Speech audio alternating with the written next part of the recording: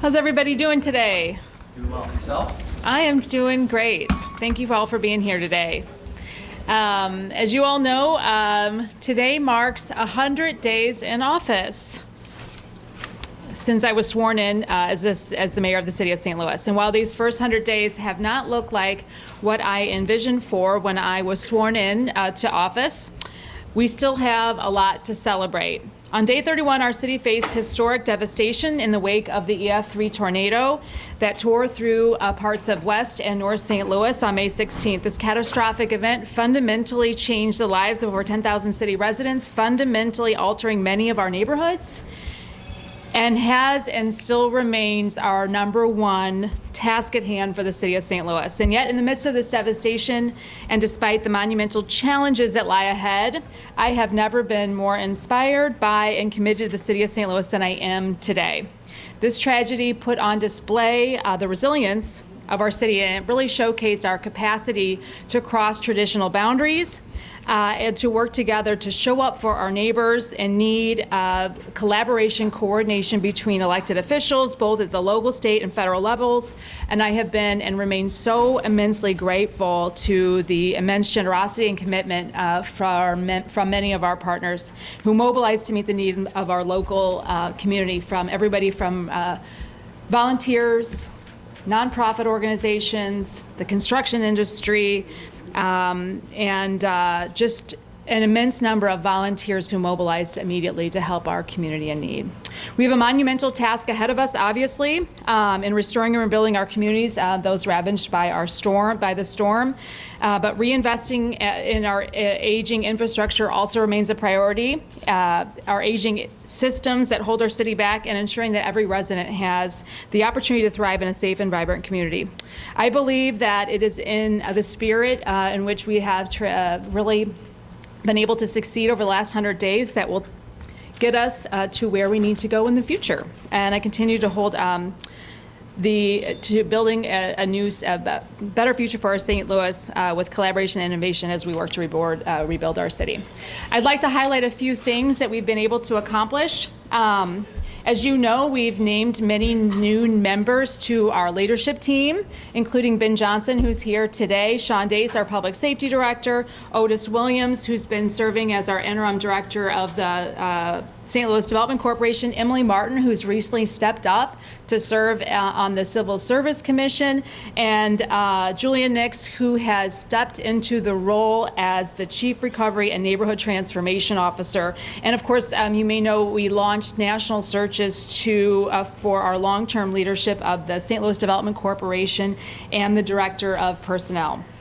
We also named and established a transition advisory committee.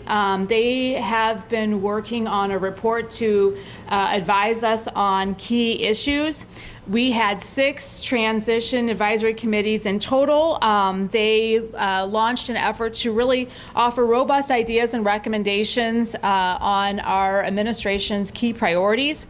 We're excited to host them here later today, and they really represent a wide range of leaders across, with backgrounds across different sectors, including the business community, nonprofit community, labor community, and citizen leaders from across the city. So I'm excited to meet with them later today and really get to work following this on their recommendations. I want to focus on a few key areas that we've been focusing on over the last 100 days. As you know, the tornado has been a major part of our focus for the last 100 days, certainly the last 61 days of the 100. Of course, we have a deep scar across our community following the May 16th tornado. It has also represented a monumental task, a challenge for our local government, which was tasked with leading the response in the wake of just a lot of federal turmoil and changing rules and regulations related to response to national disasters across the United States. Our city workers, and of course so many volunteers across our community stepped up with this Herculean effort. Their labor I will say on behalf of our city workforce, really deserves our thanks and recognition. The recovery, of course, means so much more than just cleanup. It calls for unity. I really have to thank our city departments for working together here to make the first wave of this effort possible.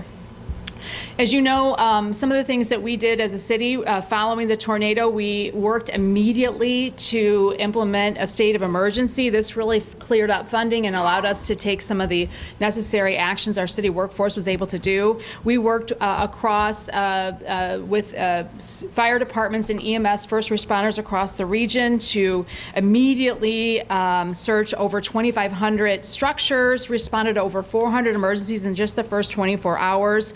Working with Ameren and the city's water division, Borough of Public Service, and other partners, we were able to reestablish electricity and water.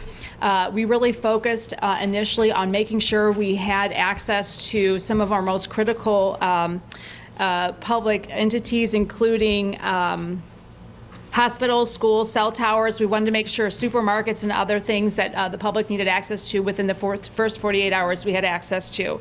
We, of course, instituted successfully a curfew in conjunction with our St. Louis Police Department to secure the area impacted by the tornado, but really to reduce the risk of looting. And I'm really proud of the effort that we were able to clear our roadways.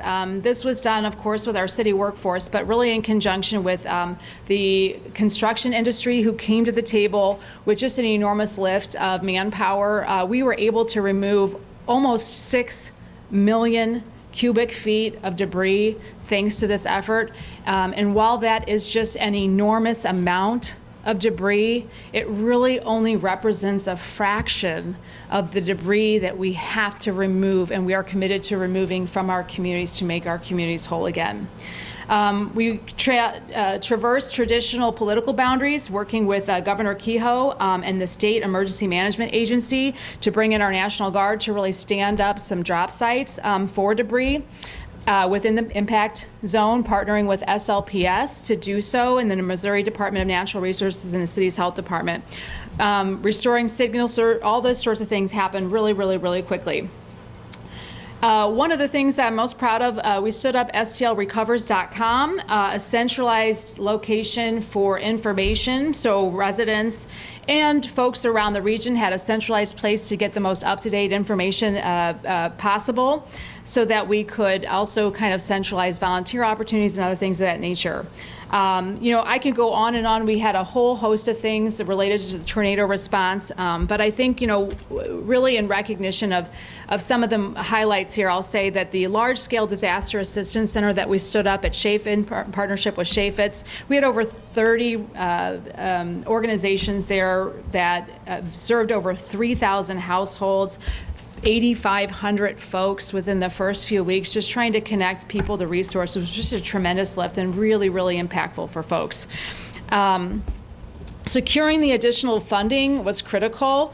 We worked closely with Governor Kehoe's office and the state legislators to secure an unprecedented amount of relief for our residents, including $100 million in disaster assistance, specifically to the city of St. Louis, up to $5,000 income tax credit per household per year for tornado-impacted individuals, and $25 million to increase disaster assistance housing response grants for renters and homeowners. This is at the state level and just a huge lift as we move forward. On the local legislation side, our office worked in close coordination with the Board of Aldermen on several key legislative initiatives. Board Bill 23, which expands the eligibility to the Impacted Tenants Fund. Board Bill 24, which gives our city assessor the power to make pro-rata reduction in tornado damaged property assessments. Board Bill 28, which reappropriated $5 million of community development block grant funds for tornado emergency home repair and home assistance. Board Bill 29, which accepted $7 million in PRO housing grant funds, and of course Board Bill 31, which allocated $30 million in RAM's interest towards tornado relief. We also implemented executive orders to focus $5.4 million in ARPA building stabilization funds to really be deployed immediately, to be deployed very discreetly in the tornado impacted zone for tornado impacted property owners. And we launched recovery funds with the St. Louis Community Foundation to raise funds for short and long-term recovery needs. Getting outside of the tornado, we also, it's important that we continue our focus on high quality city services. While we were experiencing the tornado, we recognized how important it was to streamline folks' interaction with Citizen Service Bureau. We launched the 311, which is a shortcut to getting into our Citizen Service Bureau, making it easier for folks to interface with complaints with our city services. We improved street conditions. We filled over 1,800 potholes since April 15th, reducing the backlog of this critical service by 70%. We completed repaving on major arterial roads, including we just recently opened the 7th Street from Walnut to Washington Avenue. This is a project I worked on as an alderperson. I was really proud to work to be able to cut that ribbon just last week. Broadway Boulevard from Cole to Shoto, Market Street 7th to Broadway, and the Convention Plaza from Broadway to 7th. We also started working on critical paving projects, including Union between Page and Delmar, Kings Highway between Gravois and Vandevender, and adding new bike lanes between Gravois and Christie. We've been working on some backlogs with our personnel department, working on specifically critical services, expanding hiring to some time-sensitive things. We want to make sure we're better positioned next summer to be able to hire lifeguards and other seasonal workers, so working on the process to get that done next year. A little sidetracked by the tornado, but remains a critical priority for us as we move forward. On the economic transformation and inclusive growth front, it's important that we are continuing to deploy our ARPA funds and reevaluating that process. We have a targeted deadline of 2026, which we are working towards. We shored up staffing for plan review and building division. We know this was a major stopgap, a major issue for not just developers, but folks looking to repair their own homes, deck review, small scale investments that homeowners, property owners, business owners were looking to make in their properties were backlogged. And as of today, the examination staffing is now at 90% capacity, a huge shift from where we were when we took office.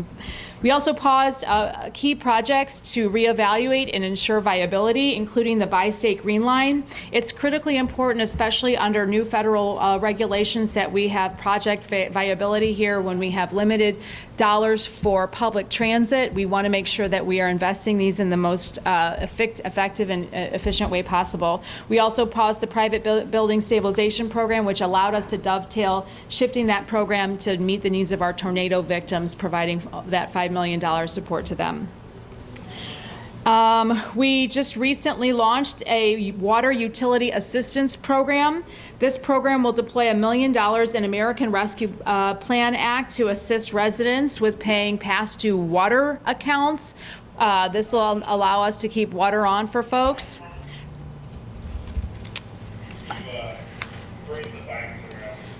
Are we okay? Okay. And I want to also point out that we've got, we worked with Congressman Bell's office on some critical investment funding for the federal fiscal year 2026 federal budget cycle, including $2 million to replace the Midtown Bridge, $1.5 million to on the renovation of the city's fire training tower. We've got some funding for EMS training lab in there, $2 million to support a really exciting project on MLK, the Northside Youth and Senior Center in the Ville neighborhood, and $3.2 million to the Southside Senior Center to improve seniors' access to resources and quality of life. On the public safety and justice side, while I remain committed to doing everything we can to support the local control of our police department, I did take place as a new commissioner in our first police commission meeting just last week. I am committed to providing the lens of community on that board and transparency, and I demonstrated that in our first meeting. We, as you know, identified some issues with our tornado sirens. We restored 90% functionality to the existing sirens as of this week. We've also added an automated rapid warn technology and we have expedited plans to fully modernize our existing tornado siren system. We've identified the required funding, and the contracts are secured for that. So we will be moving forward with that project in the very, very near future to modernize our sirens across the city. We also improved access to mental health resources within our city's Justice Center. We finalized a groundbreaking contract with the Missouri Department of Mental Health to provide in-house mental health services, cutting wait times from 14 months to an immediate access to MDH. Well, they will fund that with staffs and services that'll launch next week. We also launched the Honor Dorm Initiative at the CJC. This started a designated living area for model detainees engaged in work or programming offering increased privileges to promote rehabilitation within the CJC. We've also done a few other things, including expanding our book access, working with the St. Louis Public Library system there. A few other things on that front. You may have seen we completed the traffic calming at the Ted Drews on Chippewa. We also launched a Complement a First Responder initiative. This was done in conjunction with our Division of Civilian Oversight. This program allows for residents to submit an accolade to recognize outstanding work by our police officers, and we've had quite a few already come in. On the transparency and good governance front, we reinstated access to the City Justice Center for the Detention Facilities Oversight Board. This was important to me to do even while we were working through tornado issues. I took time to make sure that I was present for that full tour. That was in June. I facilitated that and participated in that with our Detention Facilities Oversight Board. We also held numerous town halls throughout the tornado impacted area. We initiated a reform of our tow lot, pausing tow lot sales and reviewing the protocols there. We also recognize many of you here have submitted sunshine requests, and there have been some very, I would say, criticisms of our sunshine requests, and we recognize that. I also, I think there's been some fair criticism of that. We have convened our legal department on that and are working through those issues so that moving forward we can address those issues and move forward with sunshine requests in a much more expedited fashion. We're committed to doing that. I hope you'll just give us a few more days, weeks as we work through some of that stuff. And lastly, I'm proud to say that we are set to commemorate our 100 days and really thank our city workers with a party tomorrow. We are going to be celebrating our workers here. You see the tents being set up just to thank our city workers for all the work that's been done over the last 100 days. And with that, I'll turn it over and answer questions about our first 100 days in office. Mayor Spencer, you did just outline the first 100 days. We are curious, with all of that and a lot still in the works, what does the next 30, the next 60 days look like? Yeah, we're going to go on vacation. I'm totally kidding. I'm kidding. It was just a joke. No, I'm seriously. This is just really just another day in the office. I think the next 100 days look like continuing the work on the tornado front, and we are going to be, taking a shift as well, just to make sure that we are addressing the needs of our entire city. I'm really proud of the work that our tornado recovery office is standing up. That's really giving us the focus in one department that will allow the rest of our city to focus on, the rest of our city departments to be able to kind of share focus on addressing some of the backlogs, some of the unmet needs in other city departments. It's really important, like I mentioned, bringing Colonel Ben Johnson on board to really help streamline some of the city's services to be able to focus that effort. And so the next 100 days look like, a continued effort. And, we're not taking our foot off the gas. Mayor, you mentioned that your agenda has been a little sidetracked by the tornado, and you've listed a number of ongoing projects here today. Mm-hmm. I'm curious, 100 days in, can you name one campaign promise that you've gotten done? One campaign promise that I've gotten done? Well, I think, Gosh, Mark, there were so many campaign promises. I think, we are focused on improving city services. I'm proud of the effort that we put together initially to really get the backlog of potholes done. We focused a lot of that during the campaign, but that's really just the beginning. I mean, I think about, having a level of transparency with those city services so that we can be communicating regularly, what that looks like when you're putting in requests and the return time on that. We've got a lot of work to do on that. I don't think any campaign promises are going to be complete, checked off and forgotten about. We're going to continue to work on these issues every day. I want to see us really move forward with some better mechanisms to communicate regularly how we're doing, regular report cards to the community on not just having done, gotten that backlog of potholes, but moving forward, how are we going to continue to do? What does that look like geographically throughout our city?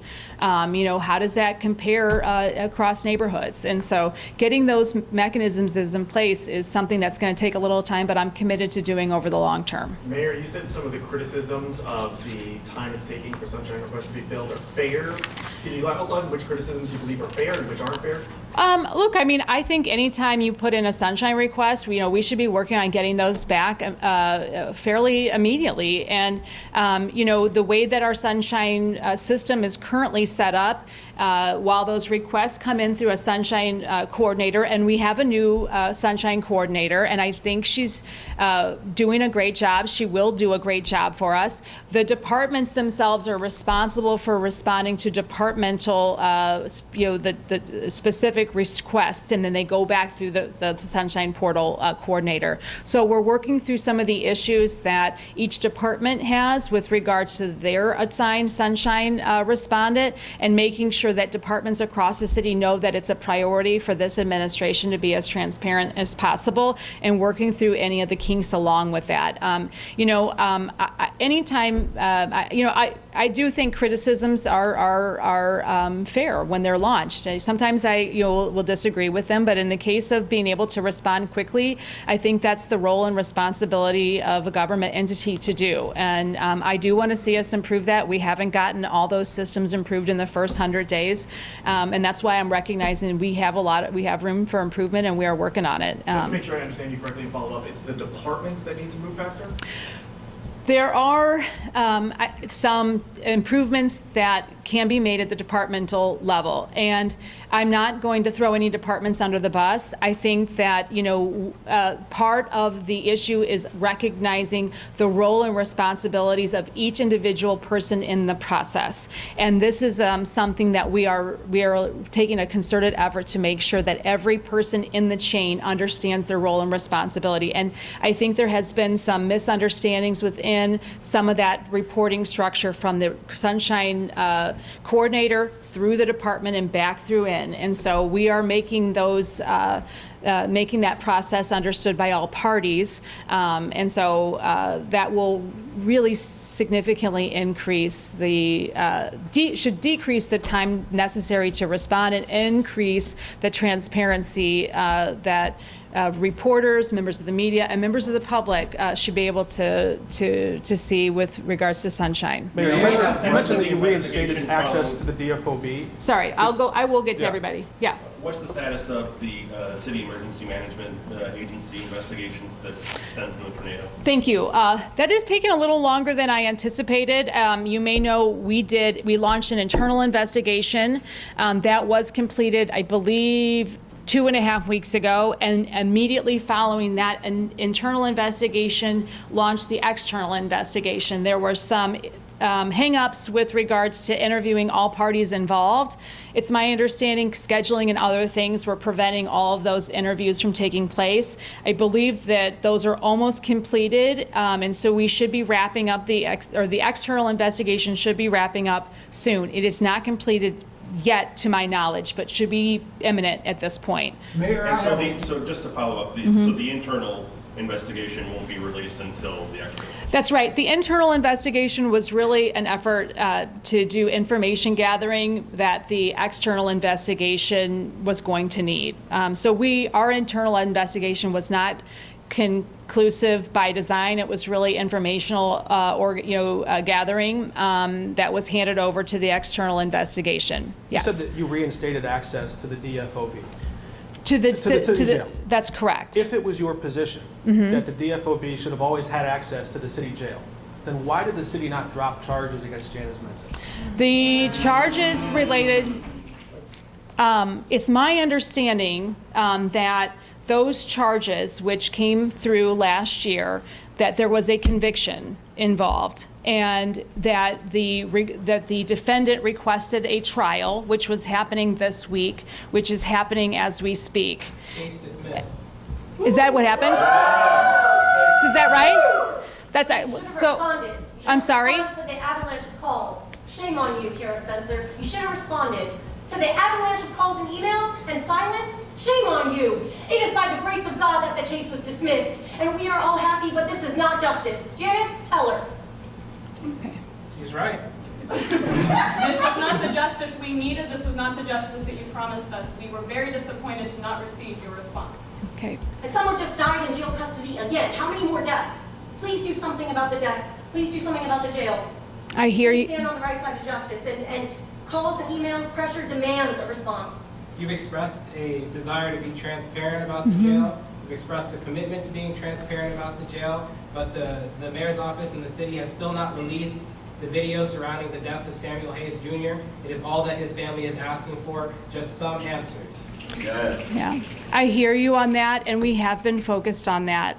The videos have been not released, but the family has been invited to view the videos. I believe, so today is Thursday, and it was my intention to do that as quickly as possible. I don't want to get this wrong, but I do believe that happened on Tuesday. And we are working we will release them as soon as we can.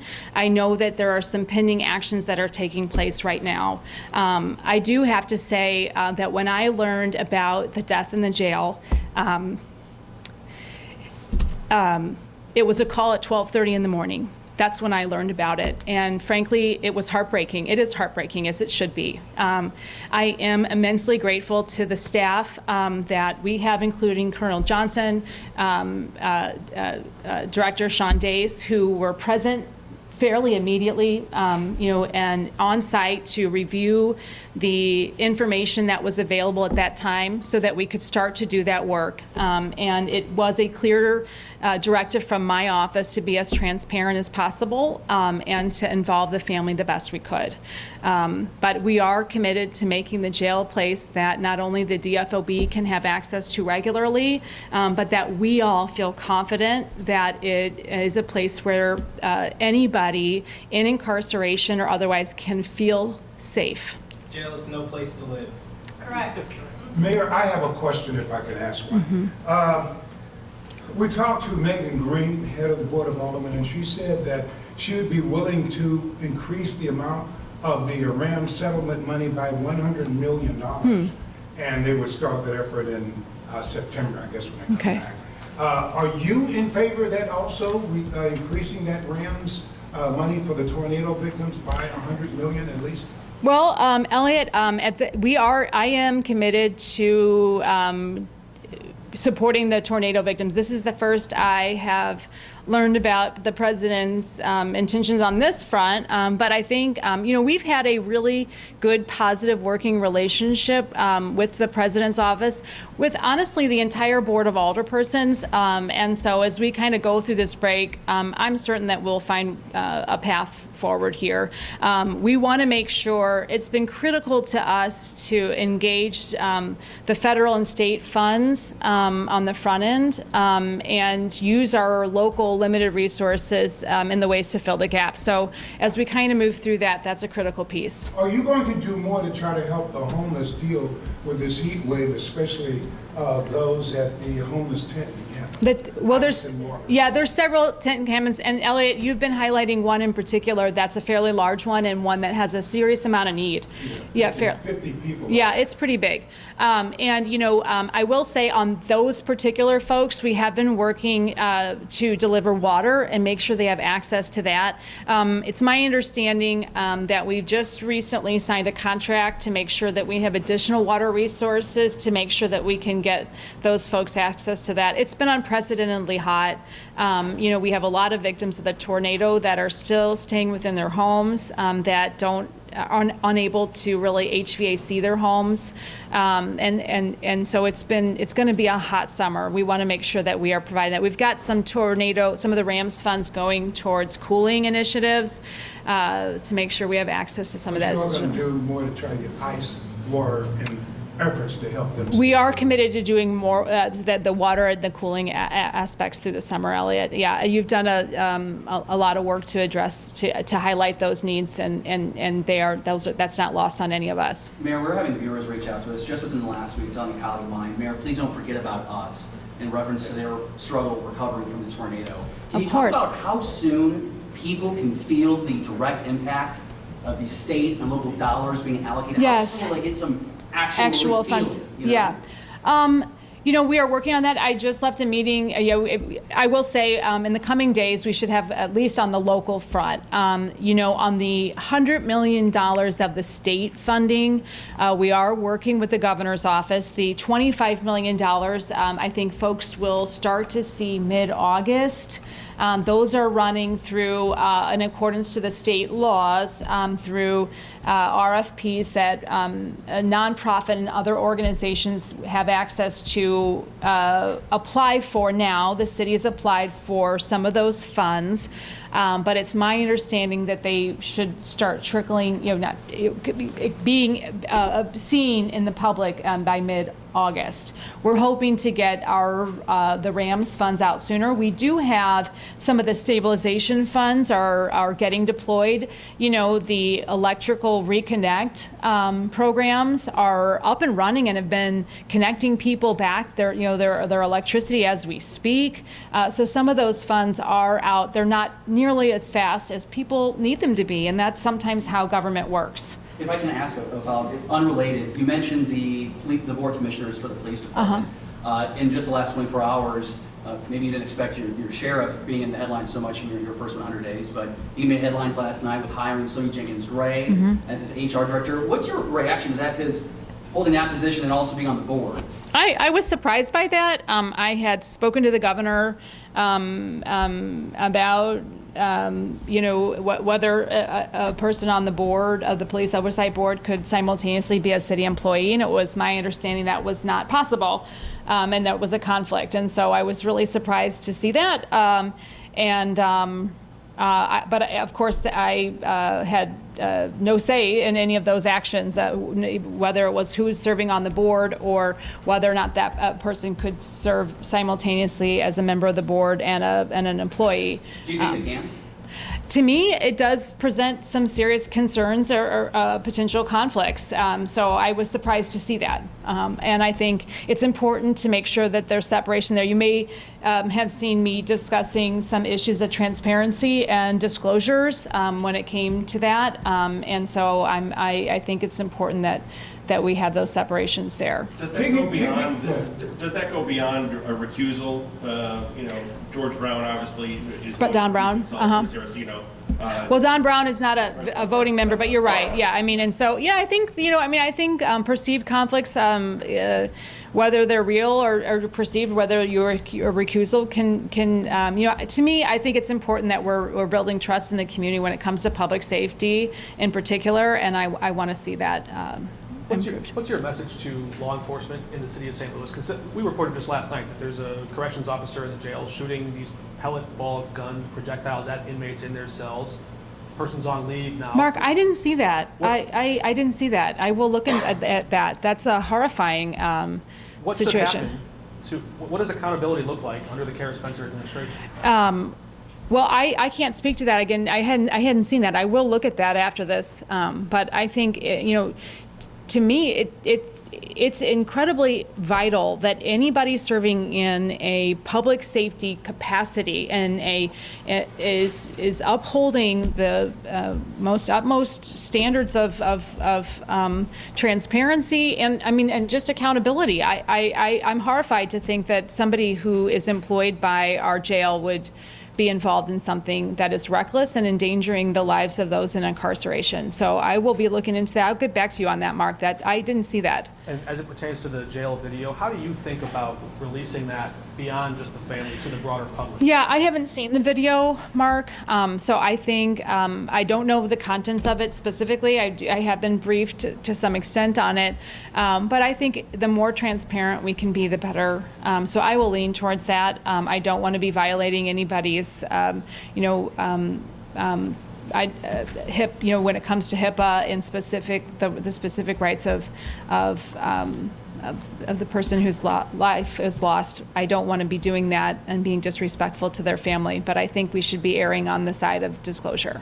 Mayor, are you ruling out suing over the state takeover, filing a lawsuit? Filing a lawsuit. We are not ruling that out. I've mentioned that in the past. We are continuing to evaluate how this plays out. As I've said previously, when it comes to the state takeover, so many of these issues are really unfolding in the reality where the rubber meets the road, so to speak. And so we'll be seeing how this plays out. But I am and remain in favor of local control of our police department. It's been a. Which way are you leaning, Mayor? I right now I'm standing strong right here on 100 days, and I am not. I haven't had a cocktail. I'm not leaning any which way. So. Mayor, I think earlier you mentioned that you do have now someone leading that recovery effort for the church. I do. We do. Clarify. I guess the last time we talked about RFPs that went out. What exactly does that role look like? What are they responsible for? I think some people assume that would be like a SEMA responsibility, but can you give some insight? The SEMA responsibility is a little different, and we, as you may remember, as was alluded to with the discussion on the tornado siren investigation, the director of SEMA has been placed on leave. That happened some time ago. But when it comes to the recovery office, this is a little bit different. So SEMA, our city emergency management team, really is tasked with making sure that the sirens are deployed, that we're alerting residents in the case of emergencies, that we're present at large events, and really being proactive about things that could present an emergency, whether it's flooding, whether it's another threat of a tornado, whether earthquake, all these other pieces. And so that's what the SEMA is responsible for. The recovery office is really a long-term focus on the recovery for this specific incident, the May 16th tornado. So building community engagement around what the rebuild can and should look like. It looks like, helping to just, to really organizing the deployment of resources, the financial accounting when it comes to what we are doing so that we can hopefully be reimbursed by FEMA for some of the public assistance that the city is involved in. There's a host of components that is specific and really related to this incident, the May 16th tornado, that the recovery office will be focusing on. You mentioned the rebuilding. We actually talked with homeowners today. They're stressing out about housing. Yeah. What can you say about the help that's going to be there for renters and homeowners to actually rebuild? Or are we going to be looking at these, in some cases, slaughtered houses for years to come? This is going to be a multi-year effort, and it's going to be years to recover. I think when I think about the Joplin tornado and the over 10 years it took to really close that loop even with regards to their FEMA involvement. It's traditional, unfortunately, that with a large scale of damage that we saw, like we saw on the 16th, that it's going to be a long time. That being said, for homeowners, we are encouraging them to right now apply for some of the stabilization funds and the home repair through that process I mentioned on stlrecovers.com. We want folks to engage. We want folks to log, to ask for what they need so we can try to start addressing the needs in our community. When it comes to renters, this is a little tougher because what we're encouraging folks right now is to go through FEMA and get the assistance in being rehoused, whether, looking like a new deposit and the first few months. They can, in many cases, provide many, many months of rental assistance to get folks, get their lives restabilized, and some grants to get some of the household things that they need. And so we are encouraging folks to take advantage of those and to utilize those needed federal funds on that front. Mayor, I understand the city doesn't, I understand you don't control the public school board. Yeah. But the mayor's office and SLDC would play a significant role in whatever development comes next. So if the public schools do close half of their buildings, as that proposal suggests they might do, what's the plan? Right now, as I mentioned during the campaign, I'm committed to having somebody within my office really engaging on that. We have somebody in that role right now we have a couple folks that are kind of liaising on that front while we work out the sort of details of the different components of the mayor's office as it relates to tornado recovery and some of the other things that we're also going to be tackling within the mayor's office.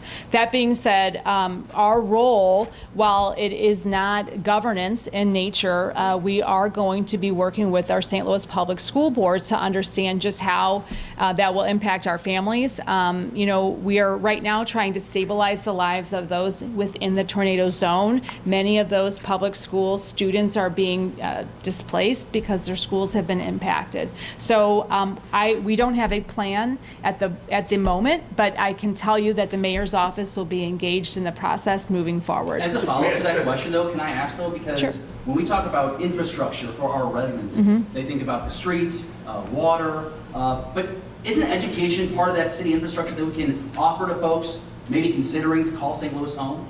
It is. I think you're absolutely right, and I think people don't think about schools as really playing a role in the economic vitality. But you see people move out because of issues related to education, whether it's a special school district need or some other things that are playing into the decisions of parents to leave our city. And when you look at the population demographics in our city right now, that massive population loss is really being led by households with kids, and that is depleting the SLPS population. And so it's devastating, and we have to address it. I think right now, we're really focused on trying to keep the folks impacted by the tornado here by regular communication. Partnering with SLPS was really important to us when it came to debris removal, when it came to engagement, so we could try to capture and really communicate directly with those families that were here, we're engaged, and we want to hear the needs. Those town halls were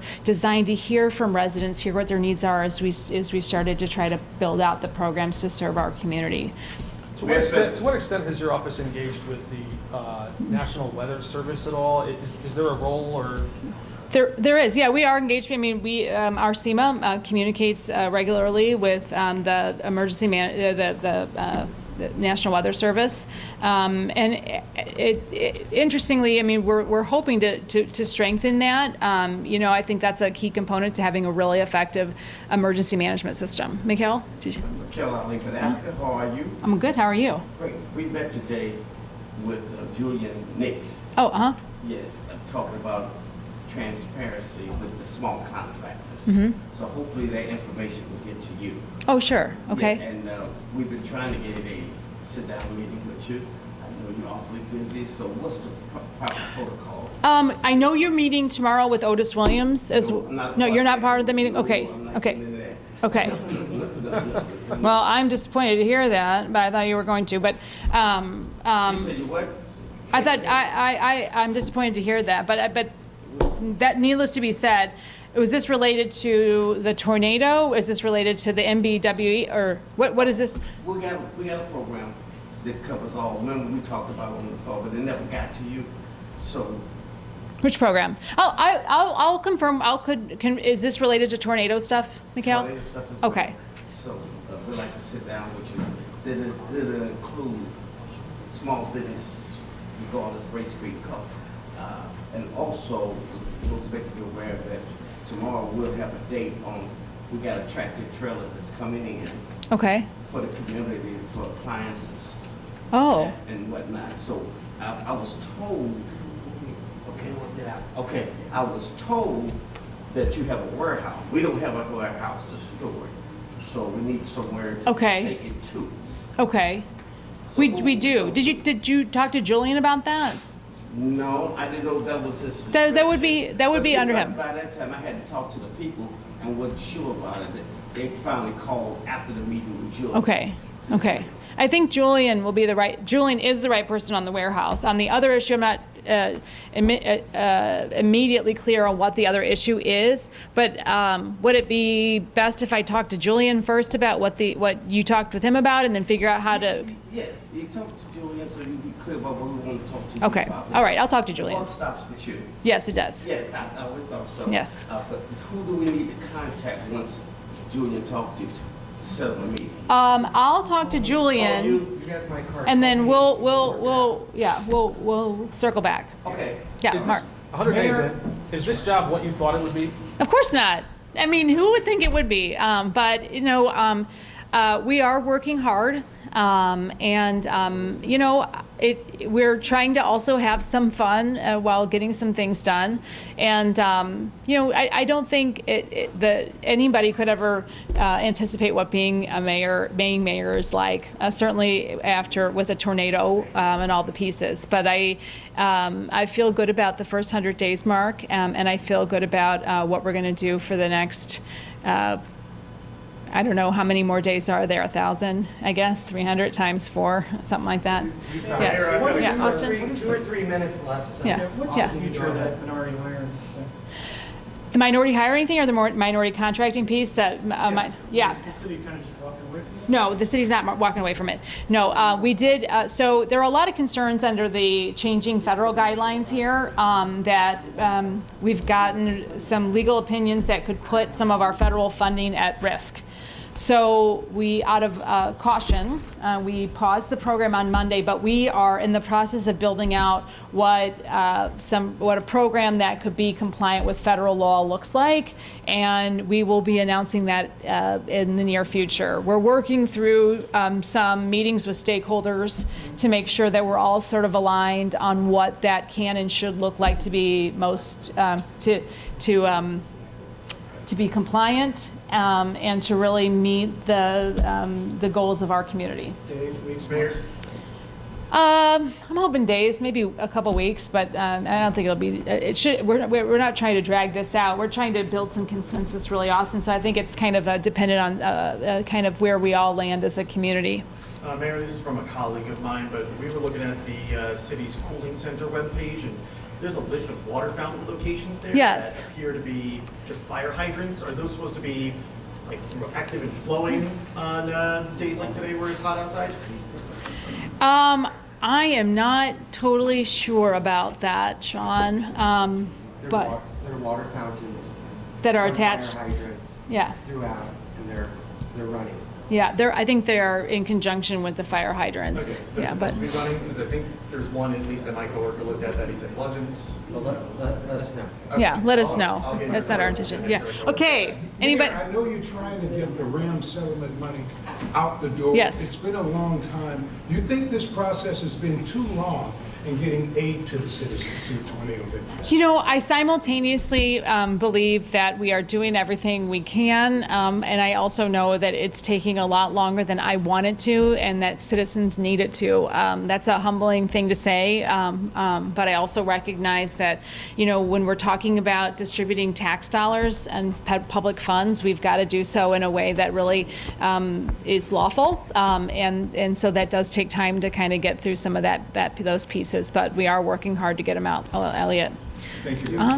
One or two real I think- quick is, I think that, yes. I just want to ask, with what happened on the other side of the state, Yeah. Kansas City, they're trying to get more funds for their stadiums, put that passed. Yeah. So we're getting money too, right? Does that help at all, maybe with the tornado relief? Does that money get allocated Yes. that way? As part of that package that included funding to the Kansas City stadiums, there was allocated $100 million to the city of St. Louis for our tornado victims. That goes through the state's public safety department, and we are working through the ways in which that can be deployed. Our focus right now is on debris removal and the demolition that will be a part of the debris removal under FEMA guidelines. They kind of lump it all in. It's going to cost hundreds of millions of dollars to get the debris out of our communities. So that's really our focus. We've communicated that with the governor's office. We believe we have a partner in the governor in getting that done. It's going to be a big Herculean task to do that. And we're going to be working with the state to deploy those funds as we can.